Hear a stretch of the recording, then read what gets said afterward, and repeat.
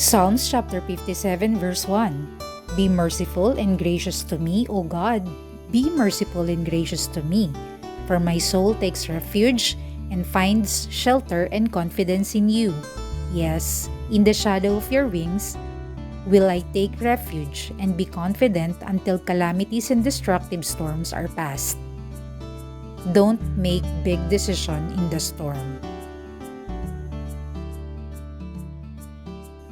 Life is not one big, long sunny day.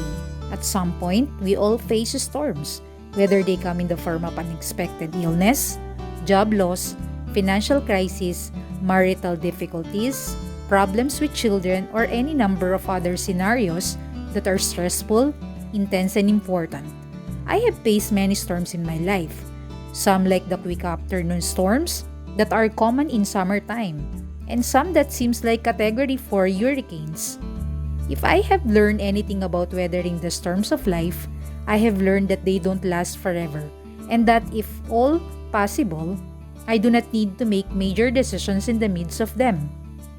When the storms of life arise, it's best to keep your mind and emotion as still as possible. Thoughts and feelings often run wild in the midst of crisis, but those who are exactly the time we need to be careful about making decisions.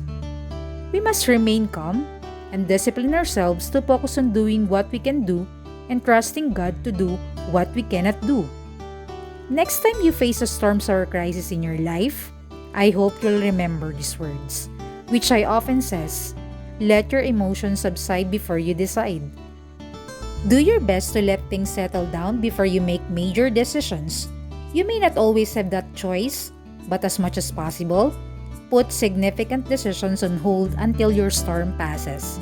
Just as the wind blows about wildly during a storm, our thoughts can become quiet, wild, and frantic, and that is not best to make major decisions.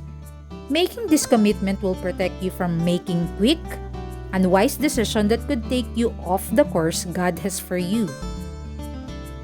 Next time the wind blows and wave crash, take the big life decisions off the table. And wait. Once the storm passes, trust God to show you what He wants you to do.